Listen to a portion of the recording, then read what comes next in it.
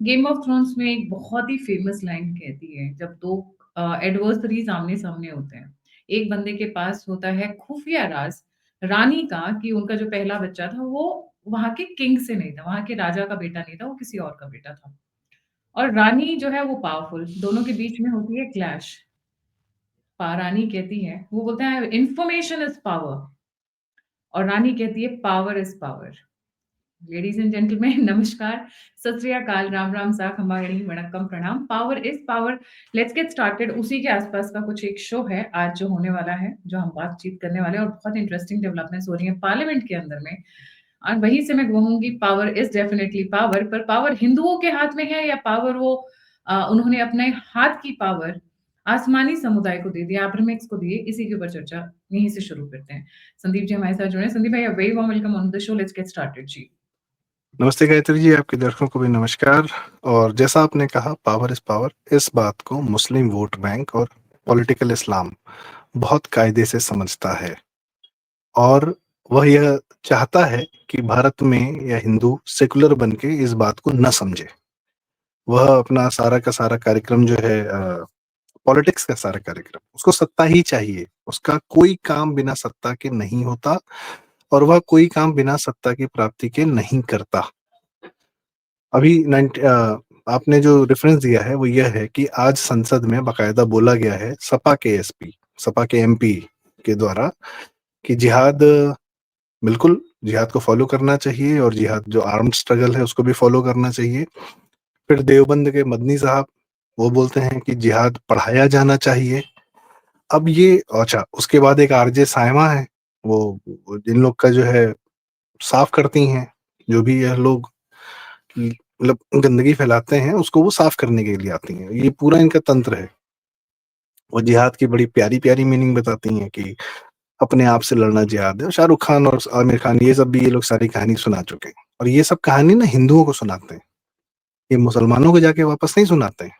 अभी आपने कभी शाहरुख खान, आमिर खान, जावेद अख्तर, आरजे साइमा, इन लोगों को किसी मजलिस में, कहीं बरेलियों की मतलब जो बहुत बड़ी मीटिंग होती है, उस उज्तिमा होता है, पता नहीं क्या क्या होता है, मरकज होता है, सब कुछ होता है, वहां देखा है मुस्लिमों को ज्ञान देते हुए कि भैया खुद से जिहाद करो, शांति से रहो, आराम से? नहीं नहीं, इनका सारा ज्ञान हिंदुओं के लिए।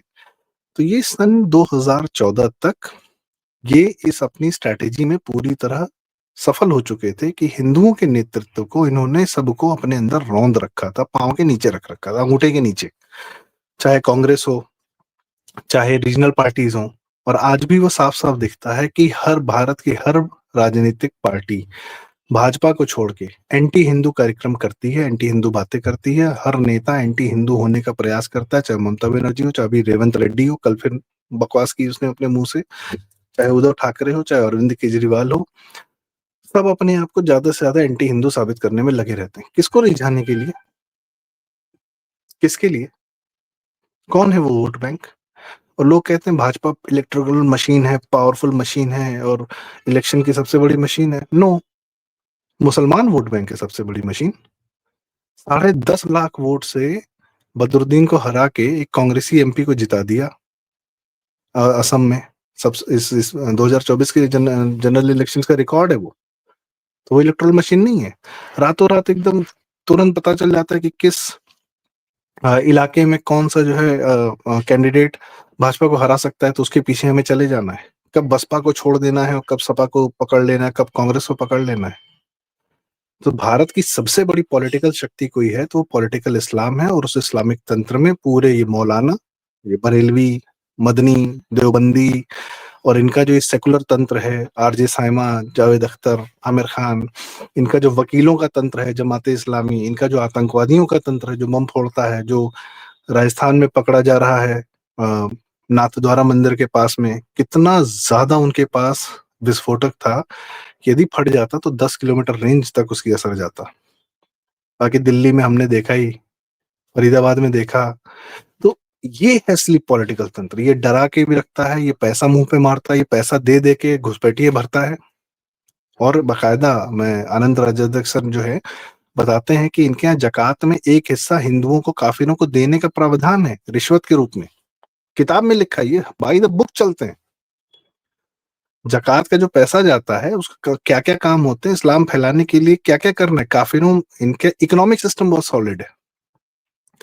ये अपने बिज़नेसेस कैसे बढ़ाते हैं, आपको हर चौराहे पर इनके सब्जी के ठेले दिखेंगे, मीट और न्याय की दुकान पे तो हो ही गया और क्या बिज़नेस, तो कपड़ों के व्यापार पे कब्ज़ा करने का, जालंधर के कपड़ों के व्यापार पे, मतलब हर लेवल पर बिज़नेसेस संदीप फैलाते जा रहे हैं।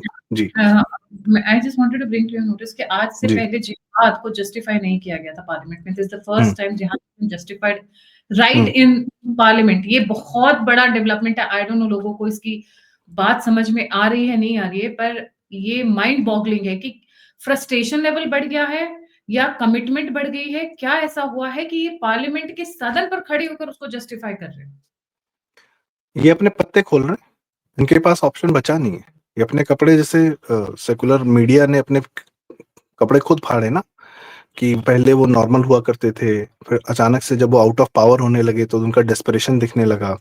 अब इनको भी पता है बिहार रिजल्ट के बाद में और पर्टिकुलरली एसआईआर जब हो रहा है, अब क्या है, अब इनको पता है कि जिंदा सेकुलर हिंदू और मरा हुआ हिंदू इनके काम नहीं आने वाला। मरा हुआ हिंदू कैसे, उसके नाम पे वोट मुसलमान डालता था, तो वो वोटिंग जैसे ही हटती है, तो अब इनको पता है कि पॉलिटिकली जो ये इन्होंने भारत में अपने नंबर्स ज़्यादा दिखाकर या पुराने डेड वोटर्स के नाम पर या जितने लोग पलायन कर गए उनके नाम पर, या जो हिंदू वोटिंग में इंटरेस्टेड नहीं है उसके वोटर आईडी कार्ड यूज करके, ये जो मैक्सिमम अपनी वोटिंग करके जब तक डेमोक्रेसी भारत में फंक्शन कर रही थी उसका ये फायदा उठा रहे थे, अब नहीं उठा पाएंगे। वो नंबर्स ही गायब कर दिए जा रहे हैं। जैसे मोदी जी ने जब आधार से जोड़ा था राशन कार्ड, तो फर्जी राशन लेने वाले, फर्जी पैसे लेने वाले 6-6 करोड़ 8-8 करोड़ गायब हो गए ना। तो वैसे ही सोचिए, फर्जी वोट डालने वाले जब गायब हो जाएंगे तो ये पावर में आएंगे कब। रही सही कसर ये हो गई कि भैया दलित के पास जाओ तो दलित मुंह हाथ लगाने को तैयार नहीं है। यादव जी लोग हैं ही नहीं कि जो इनको हाथ लगा दें तो ये पावर में आ जाए। इनको कोई और जाति नहीं मिल रही है इस समय। हिंदू जो है जाति छोड़ के हिंदू हुआ जा रहा है। इनकी तकलीफ यही है। और अब वो पॉलिटिक्स भी नहीं है, अब डिलीवरी की पॉलिटिक्स करनी है। डिलीवरी की पॉलिटिक्स में भ्रष्टाचार हो ही नहीं सकता। आप भ्रष्टाचार करोगे तो या तो भ्रष्टाचार करोगे या डिलीवरी करोगे, दो में से एक ही काम कर पाओगे। तो डिलीवरी की पॉलिटिक्स भी इनको इनको आता ही नहीं। इनको तो लूटना आता है। इनके हाथ में पूरा दो दो देश मिले हुए हैं बगल में, पाकिस्तान और बांग्लादेश। इस्लामिक राज्य कैसा होता है, मुसलमान के हाथ में अगर कोई सत्ता चली जाए, कोई देश चला जाए तो उसका क्या हाल होता है, जाके देखिए पाकिस्तान और बांग्लादेश। और रही सही कसर अपने पश्चिम बंगाल और केरल देख लीजिए। बीमारू राज्य बोलते थे ये लोग किसको, बिहार को, मध्य प्रदेश को, राजस्थान को, उत्तर प्रदेश को। और एक बंगाली ने ही नाम रखा था बीमारू, कि ये तो हिंदू बेल्ट है और यहाँ तो ग्रोथ कम ही होती है, यहाँ पॉपुलेशन ज्यादा है, एजुकेशन कम है। सबसे बड़ा बीमारू राज्य पता है कौन सा है? पश्चिम बंगाल।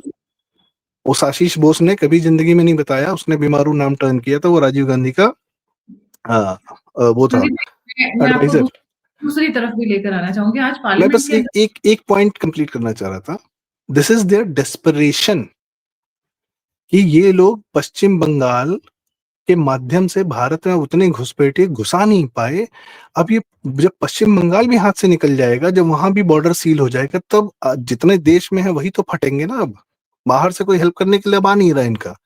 इनका फंडिंग का प्रोसेस जो है पूरा कंट्रोल किया जा रहा है।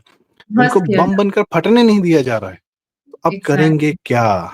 अब क्या करेंगे करोगे? अब जिहाद रेवोल्यूशन की की कॉल ही दोगे? जी, अब सड़क पे आएंगे। सड़क पे ही आना इनका, सड़क पे आना ही इनकी परिणति है। चाहे ये हिंदू कम करके आए या ज्यादा हिंदू हो तब आए। इनका जी। एक चीज समझने वाली बात है कि डर से इतना भी ना डराओ कि डर का डर खत्म हो जाए। ठीक है? आप सड़क पे उतरोगे, सड़क पे उतरोगे, सड़क पे उतरोगे तो उतरना सड़क पे। Let's see, let's see. जब 4 लोगों को गोली लगती है तो बाकी के 50 भागते हुए नजर आते हैं। If you really want to try that, but मैं उसकी तरफ नहीं आऊंगी। अब ममता बनर्जी की आपने लाइन इन लाइन देखी है पिछले 15 दिनों में या 20 दिनों में? एकदम सन्नाटा, ठंड, ऐसा लग रहा है कि जैसे उनको सांप सूंघ गया हो। कुछ बड़ी चीजें पीछे पक रही हैं जो हम एक सेपरेट शो में डिस्कस करेंगे। पर आज जो पार्लियामेंट में हो रहा है ना, वो बड़ा मजेदार है। देश की जनता के पैसे से राम मंदिर बना, राजनाथ सिंह जी ने कहा। हम्म, चच्चा Nehru wanted to build Babri Masjid with public funds, but Sardar Patel opposed it. जी, ये क्या ऐसा चाचा मौका आ नेहरू तो गया? अयोध्या के वही बात है ना। अयोध्या के बारे में बात कहाँ से शुरू हुई? ऐसा क्या हुआ पार्लियामेंट के अंदर? जी। भारतीय हिंदू ने सेकुलर नेताओं के पीछे खड़ा होना छोड़ दिया है। इनकी समस्या ये है, जो सेकुलर नेता को ये मुखौटा बना के मुसलमान वोट बैंक सामने रखता था, और उसमें नेहरू सबसे बड़े वाले थे। नेहरू वो कुआं है जिसमें भांग मिली हुई थी, जिससे सारे सेकुलर लोगों ने भांग ले लेके पिया है पानी। तो नेहरू वो था। सोमनाथ मंदिर का जीर्णोद्वार हो रहा था। वहां पर के एम मुंशी जी, बहुत बड़े लेखक, साहित्यकार, और उसके बाद पार्लियामेंटेरियन, और सरदार पटेल और गुजरात के तमाम विख्यात लोग जो कांग्रेस के ही थे, वो लोग अपने सोमनाथ मंदिर का जीर्णोद्वार कर रहे थे। नेहरू ने अचानक से, तब तो संविधान में सेकुलर शब्द भी नहीं था, वो तो इंदिरा गांधी ने 70s में डाला ना। तब क्यों इस मंदिर का निर्माण से नेहरू को दिक्कत थी? और उसको बैलेंस करने के लिए बाब कहा कि अच्छा अच्छा, सोमनाथ मंदिर तो जनता के पैसे से बन रहा था, तो उसने कहा नहीं, बाबरी मैं बनवाऊंगा। तो बनवा लो बाबरी, आओ और बनवा लो। तो न बनवा पाए। उसके बाद ही 1947 में योगी आदित्यनाथ जी के जो दादा गुरु थे, महंत दिग्विजयनाथ जी, और राम मंदिर आंदोलन तब का चल रहा है। और तब जो है, तब गोविंद वल्लभ पंत को भेज के इसने, क्या नाम है, नेहरू ने बुलवाया, बोला था कि वहां पे जो मूर्तियां रखी हैं उसको हटा के फेंकवा दो। तो वहां के डीएम ने मना किया। बाद में उन्होंने आईएएस अपने पद से इस्तीफा दिया, बाद में किताबें लिखी, और वहां चबूतरे पर मूर्तियां रखी रहीं। तो जब तक वो ढांचा नहीं गिरा, तब तक अंदर में जेल का बाद में ताला लगवा दिया नेहरू ने और गोविंद वल्लभ पंत ने। तो 87 में इसने, राजीव गांधी ने भी नहीं खोला, वो कोर्ट का ऑर्डर था, खैर वही अलग कहानी है। पॉइंट इज, हिंदू ने सेकुलर नेताओं के पीछे खड़ा होना छोड़ दिया है, और अब इनके मुसलमानों को, चूंकि इस वोट बैंक को मैं पर्टिकुलरली बोल रहा हूँ, इस पॉलिटिकल इस्लाम को, बिना सत्ता में रहे कुछ समझ में नहीं आता करेगा क्या। जल बिन मछली हो जाते हैं, तड़प जाते हैं। Because what ever they have done for 1400 years is nothing but increase their political space. Europe में क्या कर रहे हैं? वो कीर स्टारमर को कौन वोट दे रहा है, जहां पर वो लंदन में बच्चियों के साथ बलात्कार होता है और पाकिस्तानी मुसलमानों का नाम नहीं लेता है। जुडिशरी कॉम्प्रोमाइज कर रखी है इन्होंने। अभी क्या कहते हैं आपका, अमेरिका में कोई गर्दन काट के फेंक दे रहा है, उसको जुडिशरी छोड़ दे रही है कि हाँ चलो कोई बात नहीं। जुडिशरी पॉलिटिक्स कर रही है बैठ के। यहाँ पे एक जज था, वो भी तो मुसलमानों को बोल रहा था कि हाँ हाँ, जाओ जाओ, कुछ भी कर लो, मैं देख लूंगा, मैं बैठा हूँ यहाँ पे। जुडिशरी क्यों सुनती है? कन्हैया लाल के आदमी घूम रहे हैं, हत्यारे बाहर घूम रहे हैं, क्यों नहीं सोचा संज्ञान लेके उनको एक बार जेल भेज देती है, उनका केस शुरू करवा देती है? कौन कराएगा ये सब? तो रोहिंग्या, आज पहली बार सूर्यकांत जी बोल रहे हैं कि इमिग्रेंट नहीं है ये लोग, इन्वेडर्स हैं रोहिंग्यास के लिए भी। वरना तो पता नहीं जो सेकुलर टाइप के थे। अच्छा, सूर्यकांत जी के साथ एक चीज और है, वो क्यों कर पा रहे हैं ये? ना उनके बाप दादा जज थे, ना वकील थे, और ना उनका अपना बच्चा वकालत कर रहा है। वो फर्स्ट जनरेशन जज हैं सीजीआई में। अपने रिश्तेदार होते हैं तो वो भी सब कॉम्प्रोमाइज ही होते हैं। तो रिश्तेदारों को पॉलिटिकल इस्लाम किस तरीके से कॉम्प्रोमाइज करता है, we know it for a fact, कि कपिल सिब्बल, अभिषेक मनु सिंघवी, जमात इस्लामी के माध्यम से कितनी बार हम लोग ये रिपीट कर चुके हैं, कई बार जनता जानती है इस बात को।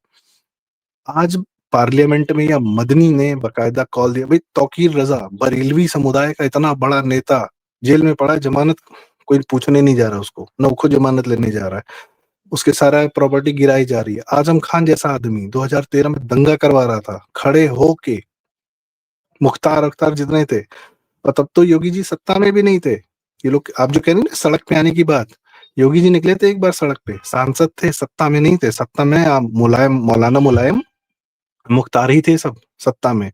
सिर्फ एक बार निकले थे योगी जी सड़क पे, हजारों गाड़ियां पीछे खड़ी हो गई थी। इन लोग को भी समझ में नहीं आ रहा है कि ये तो हमारे नेता हैं, मोदी जी और योगी जी और शाह जी, जो कुछ बोल नहीं रहे हैं, जनता का आह्वान नहीं कर रहे हैं, सिर्फ जनता से ना थाली बजवा लेते हैं, और जनता थाली बजा भी देती है। जरा सा आह्वान कर देंगे तो क्या होगा, इन लोग को समझ में आ गया है। अब इन लोग को यही चाहिए कि देश को किसी तरीके से अंदरूनी डिस्टर्ब करें। भाई .5 फ्रंट तो यही है ना, और कौन है? जो संसद में आज जिहाद की बात कर रहा है, या जो ये सेकुलर हैं, जो सेकुलर मुसलमान भी, उनको बहुत तकलीफ है मौलानाओं से। कह रहे यार, तुम लोगों का सारा जो गंदगी करते हो वो तो हम साफ करते हैं, तुम लोग को सड़क पे जाके मुंह खोल के गंदगी करने की क्या आवश्यकता है? क्योंकि तुम लोग को तो हम लोग का सारा कच्चा चिट्ठा तुम लोग खुद ही अपने मुंह से बता दे रहे हो, तो हम लोग क्या लीप अपने पोतेंगे? मैं लखनऊ के बहुत सारे ऐसे सेकुलर मुसलमानों, तहजीब वाले, शेरो शायरी करने वाले इनको जानता हूँ कि इनको मौलानाओं से तकलीफ है कि क्यों बाहर निकल के इतना बोल रहे हो। हमने इन लोग हिंदुओं को सुला रखा था सेकुलरिज्म के नाम पे, गंगा जमुनी तहजीब के नाम पे। अभी कोई लखनऊ में बात कर ले गंगा जमुनी तहजीब के नाम पे। तो पॉइंट इज कि ये एक बहुत बड़ा भ्रम टूटा है। और अब इनको जलबिन मछली क्या करेगी? तड़पेगी नहीं तो क्या करेगी? संसद में जिहाद का कॉल देगी कि भैया फाइनल कॉल है, आ जाओ। क्योंकि अब तो हम जा रहे हैं, क्योंकि हमारा ना कोई वोट बैंक बढ़ेगा। 70 साल से 80 साल से जो हमने पैदा किया था, पाला पोसा था वोट बैंक, वो भी बाहर जा रहा है। हम ऑफ द रिकॉर्ड बात कर रहे थे कि we are back to the 1920s and 30s वाला यस, पॉलिटिक्स, जहाँ पर यस, जहाँ पर एक सेपरेट कंट्री की डिमांड हुई थी। तो अगर पार्लियामेंट के अंदर खड़े होकर, चाहे वो समाजवादी पार्टी का लीडर हो, चाहे वो किसी भी पॉलिटिकल पार्टी का हो, X Y Z doesn't matter, इसका मतलब इनकी प्लानिंग ये है कि अब हम दोबारा दोबारा बंटवारा चाहते हैं, हमें दोबारा वो चाहिए, और नहीं तो खून खराबा होगा। डराने की कोशिश कर रहे हैं। मोपला जैसे एग्जाम्पल्स को कोट किया जा रहा है आजकल मुस्लिम मस्जिदों में। वहां पे बातें हो रही है कि हमने तो बड़ी बहादुरी दिखाई थी, मोपला किया था, वेस्ट बंगाल में डायरेक्ट एक्शन डे किया था, हमने हिंदुओं को भगाया था, हमने 800 साल राज किया था। इस तरीके की बातें दे आर मेकिंग राउंड मस्जिद के अंदर। तो मेरे ख्याल से सीसीटीवी सबसे पहले लगना चाहिए, पता चलना चाहिए आप वहां बैठ के क्या कवायतें कर रहे हो, क्या बातें कर रहे हो। ये जानते हैं कि ये इनके साथ होने वाला है। इससे पहले कि हो, तो हम सामने से इतना काउंटर कर दें कि किसी की हिम्मत ना हो। अब इनको नहीं पता है कि इनके करने से और ज्यादा हिम्मत बढ़ जाती है कि अगर अगर सऊदी अरब में और यूएई में मस्जिदों में सीसीटीवी लगा है, वहां पे खुतबा जो है ना लिख के दिया जाता है कि इतना ही बोलोगे, इससे ज्यादा नहीं बोलोगे मौलाना साहब। तो वो लोग जब अपने आप को इस्लाम से, अच्छा इनकी तो जननी जहां पर है वही इस्लाम से दूर जा रहे हैं, वहां फैशन शोज हो रहे हैं, मॉडलिंग हो रही है, सब हो रहा है, वो लोग लाइफ के प्रति जा रहे हैं। इस्लाम इज वेरी शुक्रवार हो एंटी रहा है, लाइफ। शुक्रवार 4 बोतल वोडका हो रहे हैं वहां पे। ये वहां पे इस्लाम इज हो रहा वेरी है। Anti life. तो व्हेन अ सोसाइटी, एक समाज, जब वहां का समाज जहां इनका जन्म हुआ था वही लाइफ की तरफ आगे बढ़ रहा है और इनको छोड़ रहा है, तो इनको बताइए इनको पूछेगा कौन? इनकी फंडिंग जो सबसे पहले आती थी 10 साल पहले लखनऊ में, एक जैसे अल्फला है ना, वैसे एक लखनऊ में इंटीग्रल है, तो वो भी माइनॉरिटी इंस्टीट्यूशन है। वही चलता, अस्पताल भी है, सब कुछ है। 300 करोड़ ये पता नहीं, सऊदी के कोई बहुत बड़े मौलवी मौलवी आए थे, वो दे कर गए थे, 300 करोड़ रुपया उसको दे के गए थे। और उससे लखनऊ के बहुत सारे मुसलमान जो कॉलेज वाले चलाते हैं उनको चिढ़ हो गई थी, अरे यार उनको दे दिया, हमको नहीं दिया। ये तो मैंने कानून से सुना है। वापस वो आते हैं, सब अब बंद हो गया। मुद्दे पे वापस यही आते हैं। डेस्परेशन है, यही डेस्परेशन है, यही इनसे करवा रहा। और एक कॉल इसीलिए दी जा रही है संसद में खड़े होकर कि अब हम अपनी कुछ ना कुछ डिमांड करेंगे, हम कहीं ना कहीं इक्वल पे आने की कोशिश करेंगे, कुछ तो पूरा होगा। भाई जिसने हमको फंड किया है, आजकल हमारे लड़के जो है वो ओवैसी के पीछे जा रहे हैं, वो अकरबुद्दीन ओवैसी के पीछे जा रहे हैं। इनको तो ये भी है ना, लीडरशिप का भी इशू है। अच्छा, ओवैसी क्यों पाकिस्तानियों को गाली देता है? कई लोगों को ना, हिंदुओं को ये लगता होगा कि अरे यार ओवैसी तो पाकिस्तान को गाली देता है। भाई साहब, वो, अब मैं थोड़ा सा वियर्ड एग्जांपल दूंगा बट इट माइट वर्क। मोहल्ले में कुत्ते होते हैं, दूसरे मोहल्ले का कुत्ता आता है तो इस मोहल्ले का कुत्ता बोलता है कि यहाँ आना नहीं है, तुम अपने मोहल्ले में रहो, तुमको जमीन वहां टेरिटरी दे दी गई है, टेरिटरी ये मालूम है। मेरी टेरिटरी। असदुद्दीन ओवैसी पाकिस्तानियों को इसीलिए गरियाता आता है कि ये मेरी टेरिटरी है भाई, यहाँ मैं जिन्ना बनूंगा, तुम लोग यहाँ क्या करने आ रहे हो। इसीलिए वो कर सकता है ये, और ये वो स्ट्रैटेजी जानते हैं उसको। अच्छा, उसका छोटा भाई फिर अभी उसके अभी पार्टी का फिर एक आदमी बोल रहा था कि सड़क पे आएंगे तो देख लेंगे क्या होगा। अभी सड़क की बात कर रहा था उसकी पार्टी का एक और आदमी, तो किसके लिए कर रहा है? हिंदुओं के लिए कर रहा है ना। एक दिन पहले की बात है, कल या परसों की बात है जी। So so they, coming to the left right centre north east south west, they are desperate to another level. desperate to another level, they want either bloodshed or they want more power or they want a separate thing, क्योंकि parliament के अंदर जिहाद की बात करना, and Akhilesh Yadav, you are a shameless politician, क्योंकि अगर आपके लीडर्स आकर बात कर रहे हैं पार्लियामेंट में इस टाइप की और आप उस पर फुल स्टॉप नहीं लगा रहे हो, इसका मतलब कि आपने टैसिट परमिशन दे रखी है, आप उससे वाकिफ हैं और आप खुद टोपी पहन चुके हैं। अखिलेश कौन होते हैं इनको परमिशन देने वाले? ये लोग परमिशन देते हैं अखिलेश को, ममता को ये लोग परमिशन देते हैं कि इतना करना है, इतना बोलना है, तुमको मंदिर नहीं जाना है, गए तो तुमको हम बता देंगे, हम चले जाएंगे उधर। अखिलेश की हरकतें देख के क्या लगता है इसकी हैसियत है कोई मुसलमान वोट बैंक के आगे उनकी?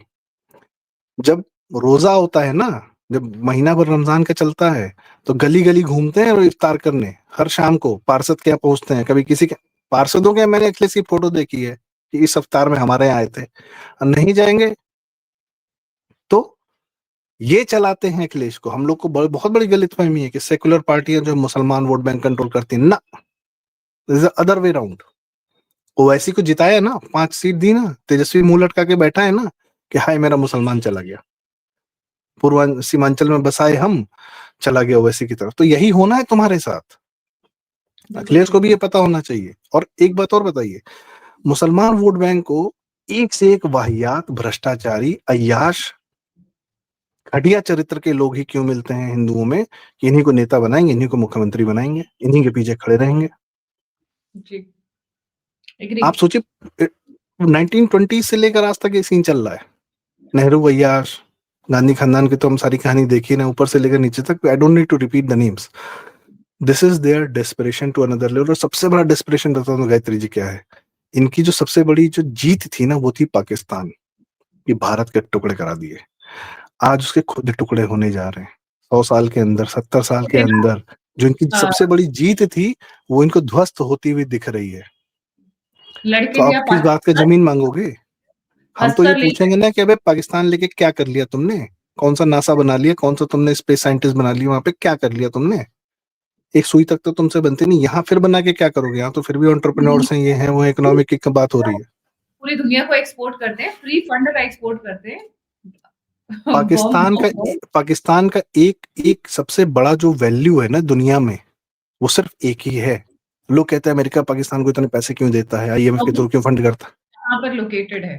सबसे बड़ा नहीं नहीं नहीं नहीं, लोकेटेड ऑफ कोर्स, हाँ, यस, ज्योग्राफी मैटर्स, बट इसके बगल में पाकिस्तान पूरी दुनिया में सिर्फ एक चीज बेचता है, दैट इज भारत।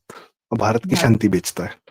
बिल्कुल। इसीलिए उसकी अहमियत है। वो कहता है मैं बगल वाले को मारूं, और अमेरिका कहता है हाँ जा मारो, चाइना कहता है हाँ जा मारो, तो कहता है हाँ ठीक है मार के आते हैं। जब तक हिम्मत थी तब तक मार रहे थे। अब पाकिस्तान भी ध्वस्त होने जा रहा है। आप इन लोग की डेस्परेशन समझिए। इनकी सबसे बड़ी जीत जो थी पाकिस्तान, वह भी ध्वस्त होने जा रहा है। वो अंदरूनी खुद ही टूट जा रहा है। आदमी कह रहा है ना, भाई किस बात का उम्मा, आपस में तो लड़ रहे हो, आपस में मर रहे हो, शिया को मार रहे हो, पाकिस्तान में अहमदिया मार रहे हो, बम फोड़ रहे हो, कुछ कर रहे हो, यहाँ भी तुम यही करोगे, तो क्यों लेना तुमको ये? और हिंदू जब पावर में आ रहा है, अब देखिए क्या डेवलपमेंट कर रहा है। यूपी जैसा राज्य, बीमारू बोलते थे ये लोग, क्या बढ़िया शानदार। Bihar, Bihar is coming out. सबसे बड़ा बीमार कौन है? जहां सबसे ज्यादा मुस्लिम वोट बैंक है, वही सबसे बड़ा बीमार है, that is Bengal and Kerala. True. Thank you so much Sandeep भाई फॉर जॉइनिंग। जाने से पहले सभी व्यूअर्स से रिक्वेस्ट है, please don't forget to like, subscribe and share the alternate media.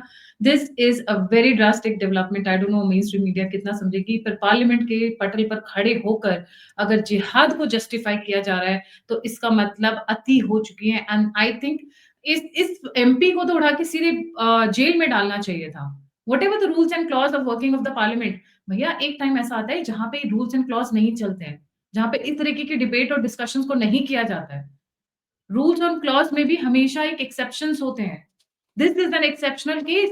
आप जिहाद जस्टिफाई कर रहे हो पार्लियामेंट के अंदर खड़े होकर, पार्लियामेंट के पटल से। इसका मतलब आपको जो जितने नेता सुन रहे हैं, जितने यंगस्टर सुन रहे हैं, जितने भी मॉडरेट टाइप के अगर थोड़े बहुत मुसलमान बाकी हैं तो वो सुन रहे हैं, सबको आपने आज जस्टिफाई कर दिया है, सबको हथियार दे दिया सबके हाथ में। जो नहीं भी बनना चाहेगा आतंकवादी, वो आपकी शब्दावली से बनेगा।